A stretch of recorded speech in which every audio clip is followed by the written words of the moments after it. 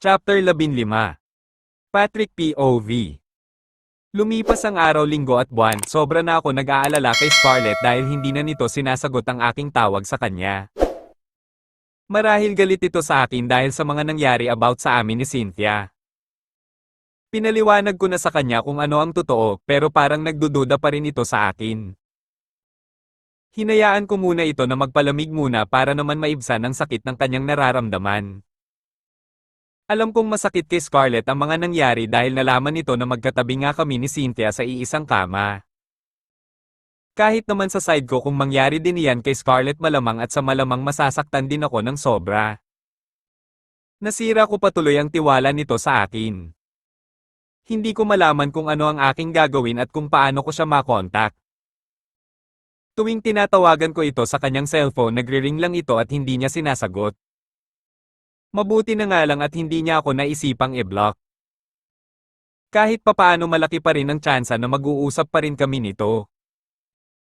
Gustuhin ko mang paalisin si Cynthia sa hotel pero malaki pa rin ang respeto ko dito kahit sa kabila ng lahat na ginawa nito sa akin. Kung sakaling tuluyan masira ang relasyon namin ni Scarlett, malilintikan talaga ito sa akin kahit kampihan pa ito ng pinsan niya na si Jonathan, wala akong pakialam. Patuloy pa rin itong nag-OJT sa aking resort, wala akong pakialam dito kung makasalubong ko man ito sa entrance o kung saan pa man.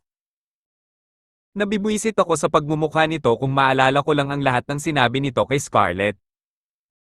May natitira pa namang kaunting respeto sa aking sarili para respetuhin ko ito.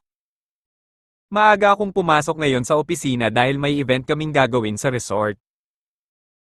Pinasikaso ko sa aking mga staff ang Rendezvous Club Royal Resort dahil may mga bisita kaming darating ngayong araw. Ngayon ang big event ng Rotary Clubs, kaya may mga special guest kaming darating. Isa sa mga guest namin na darating ngayon ay si Sir Apollo Mendoza, ang presidente ng Rotary Clubs. Kapag may mga event katulad nito, dito sa Rendezvous Club Royal ginaganap. May immersion activity din ng mga HRM ngayong araw at dito rin gaganapin sa resort. Kaya puspusan ng pag-aayos ng mga staff dahil sabay-sabay ang event ngayong araw. Iwinaglit ko muna saglit ang isip ko tungkol sa nangyari sa amin ni Scarlett. Balak ko mamaya pag-uwi ko na lang sa kondo ay saka ko na lang ito tatawagan ulit. Pagkadating ko sa resort, nabungaran ko kaagad si Cynthia na nakangiti ito sa akin. Binati pa nga ako nito, pero tinanguan ko lang ito bilang respeto na lang din. Ayaw ko naman ipakita dito na binabastos ko siya, kahit papaano may respeto naman ako sa mga babae. Pagdating ko sa entrance ay kaagad kong tinawag ang isang staff. Gusto ko magpatawag ng meeting ngayong araw. Wala pa namang 8:00 kaya marahil ang ibang staff hindi pa dumarating.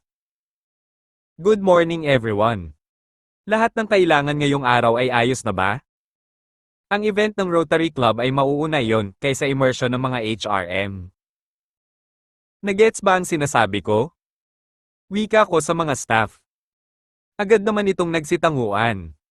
Anyway, mga 9 mag-start ang event ng Rotary Club at ang event naman ng HRM mamayang 2:00. Pakisabihan nyo ang ibang staff na pagdating ng mga HRM iikot nyo sila dito sa buong resort. Pakiguide na lang ako mga guys ha. Kasama din kasi ako mamaya sa meeting ng mga Rotary Club, kaya kayo na ang bahala sa bisita natin. Kapag may problema anytime, pwede nyo akong puntahan sa loob ng conference room. Wika ko sa mga staff habang nakangiti ako. Nagsitanguan naman ang lahat at nagkanya-kanya ng alis patungo sa kanilang trabaho. Agad naman akong umakyat sa 9th floor upang pumunta na sa aking opisina. Pagpasok ko sa loob, kaagad kong isinalampak ang aking katawan sa swivel chair. Gusto ko sanang sumaglit video call sa Scarlett. Kaso lang baka busy ito, or hindi kaya baka tulog pa masyado pa kasing maaga. At hindi ko rin alam kung sasagutin ba niya ang aking tawag. Habang nag-iisip ako, may biglang kumatok sa pintuan ng aking office. Napakunot naman ang aking noo dahil wala naman akong pinapatawag sa mga staff ko. Yes, come in.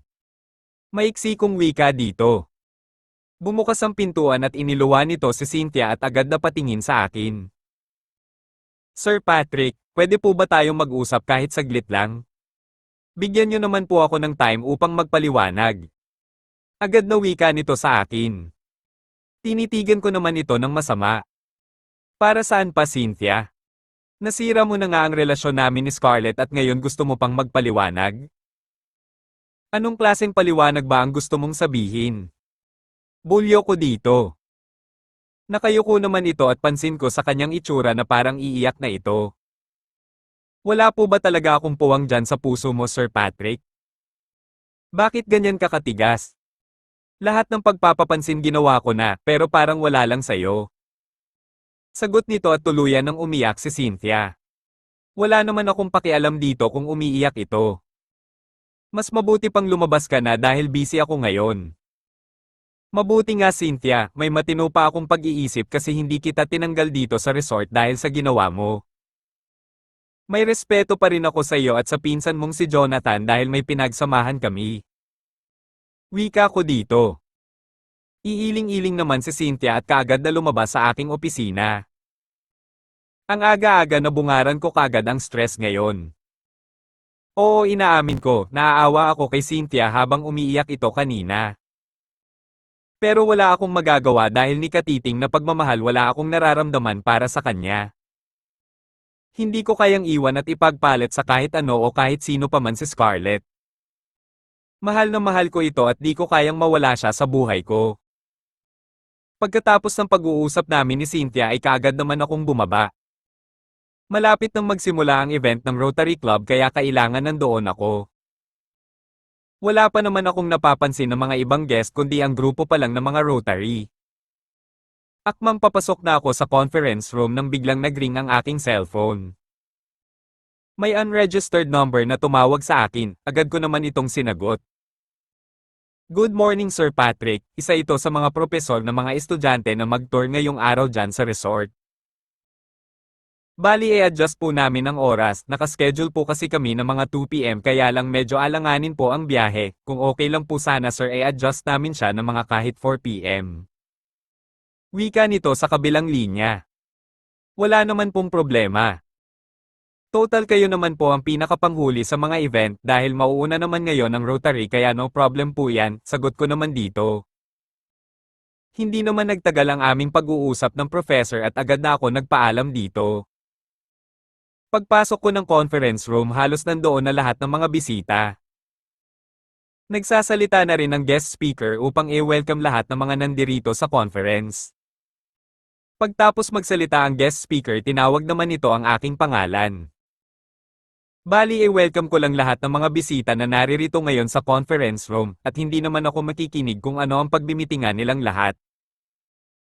Ang magiging rule ko lang naman kasi dito, magpapakilala lang ako bilang may-ari ng resort na ito at pagkatapos aalis na rin naman ako kaagad. Nag-uusap lang kami saglit ni Sir Apollo Mendoza upang magpasalamat na rin dito. Pag may mga ganitong event ito kasi lagi ang nag-occupy sa resort para dito ganapin ang kanilang meeting. Pagkatapos namin mag-usap ay kaagad na kaming nagpaalam sa isa't isa. Hindi naman nagtagal ang aking pagsasalita sa harapan ng mga bisita at nagpaalam na rin ako sa kanilang lahat. Dumaan lang ako sa may resort front desk at banilinan ko ang mga staff. Pagkakita nila sa akin agad naman nila akong binati. Good morning, Sir Patrick. Wika ng mga ito sa akin. Tinanguan ko lang naman silang lahat. Anyway, nagpa-reschedule ang next guest natin. Mamaya pa daw yun sila ng mga alas 4. Pa-update na lang ako pag dumating na sila para malalaman ko rin kung ano ang magiging plano ng kanilang mga propesor. Wika ko sa mga ito at agad na umalis. Nagsitanguan naman ang lahat upang magbigay galang. Pagpasok ko sa loob ng aking opisina ay kaagad kong kinuha ang aking cellphone upang tawagan si Scarlett. Bahala na kung hindi niya sasagutin ang aking tawag basta tawagan ko siya ngayong araw. Pagdial ko sa kanyang number nagring lang ito pero hindi pa rin niya sinasagot. Nakailang beses na akong dial pero nagri-ring lang talaga ito. Diyos ko naman Scarlett, ano na ba ang nangyari sa iyo? Buwan na ang lumipas pero hindi pa rin nakupas ang galit mo sa akin? Agad na wika ko sa aking sarili. Pinikit ko ang aking mga mata upang makapag-isip kahit nagulong-gulo ang aking isipan. Pinilit kong pakalmayan ang aking sarili dahil hindi ko alam kung ano ang aking gagawin. Alalang-alala na ako kay Scarlett baka kung ano na ang nangyari dito. Binaliwala ko muna ang mga nangyari ngayon at itinuon na lang ang aking atensyon sa pagbabasa. Hindi ko na namalaya na ilang oras din akong nagbasa at may biglang tumawag sa office telephone landline. Agad ko naman itong sinagot. Sir Patrick, naririto na po ang next guest natin at kakarating lang po nila. E-tour pa po ba sila sir, kasi patapos pa lang po ang meeting ng mga Rotary. Wika nito sa kabilang linya. Sige i-tour nyo muna ang mga guest natin, maya-maya tapos na rin yan ang meeting nila. Pagkatapos ng meeting ng Rotary itanong nyo muna sa professor nila kung ano ang una nilang gagawin. Sagot ko naman. Pagkatapos namin mag-usap ng staff inayos ko lang ang mga libro na binasa ko kanina. Sinandal ko muna ang aking likod sa swivel chair habang binuksan ang kurtina ng sliding window. Gusto ko muna lumanghap ng sariwang hangin, pakiramdam ko kasi maso-suffocate ako pag manatili lang akong ganito. Sobrang sama ng aking pakiramdam dahil sa mga nangyari sa amin ni Scarlett. Lalo na ngayon, at hindi ito nagpaparamdam sa akin. Parang gusto kong magpakalunod sa alak ngayon upang maibsan ang nararamdaman kong sakit. Habang nakatanaw ako sa bintana ng aking office, hindi ko na malaya na unti-unti nang pumapatak ang luha sa aking mga mata. Shit, sobrang sakit. Hindi ko inakala na humantong kami ni Scarlett sa ganitong sitwasyon. Ang buong akala ko perfect na ang lahat. Iyon pala ay hindi. Lahat kinaya ko pero kapag si Scarlett tuluyang hindi magparamdam sa akin, ewan ko kung ano ang aking gagawin. Baka hindi ko kakayanin kapag tuluyan siyang mawala sa akin. Sinipat ko ang suot kong relo ay mag-alasing ko na ng hapon. Sinarado ko lang ang bintana ng aking office at dali-dali akong bumaba patungong front office. Nag-update lang ako kung natapos na ba ang meeting ng mga Rotary. Natapos daw ng mga alas 4:30 ang meeting, kaya pinapasok na nila ang kasunod na mga guest. Kaya tinanong ko ang isang staff na kausap ko. Lahat ba ng mga bisita ay nasa conference room na?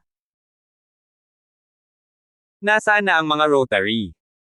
Wala ba naging problema sa mga guest natin at inasikaso nyo ba ng maayos? Sunod-sunod kong tanong sa isang staff na kausap ko. Ay opo Sir Patrick. Maayos na maayos po, pinapasabi po pala ni Sir Mendoza salamat daw po sa serbisyo. Isa pa po nagmamadali kasi siya dahil dadaanan pa daw yon ng hospital baka mag-visit patient po. Sagot ng aking staff. Tinanguan ko naman ito at agad na akong umalis. Ganon din ang aking gagawin ngayon, magpapakilala lang ako sa mga guest namin at pagkatapos kong magpakilala ay aalis na rin ako kagad. Akmang papasok na ako sa pintuan ng conference room ay narinig kong tinawag ako ng isang staff. Wait lang po sir, ang guest po ngayon bali may overnight po pala sila. Pagkatapos daw po ng activity nila, I think may next activity pa silang gaganapin ngayong gabi sabi ng isang professor kanina. Nagpa-reserve na po sila ng mga rooms para sa mga estudyante. Wika ng staff sa akin. Nginitian ko lang naman ito at dumiretso na sa conference room. Pagpasok ko ng conference ay nagulat pa ako, parang ngayon lang naman ito nangyari na napakarami namang estudyante. Halos mapuno naman ang buong conference room. Pagkatapos ko mag-welcome guest at magpakilala sa kanila agad naman akong nilapitan ng isang professor. I think professor siya kasi iba ang kanyang uniform. Hi Sir Patrick, by the way I'm Professor Ethan ako ang nakahandle sa mga estudyante ngayon. Anyway sir need po namin ng mga rooms ngayong gabi. After po kasi ng immersion activities nila na gaganapin ngayon dito sa conference, may another wine tasting team building pa yan sila na gagawin. Wika ni Professor Ethan. Gulat naman akong napatingin dito. Wine testing. You mean professor, actual nilang gagawin yon? Nagtataka kung sagot dito. Tumango naman si Professor Ethan at nginitian ako. Kasama kasi yon sa activity nila. Dapat nga sa school gaganapin yon ang kaso lang, days lang naman ang pagitan kaya mas mainam na dito na lang gagawin ang activity na yon.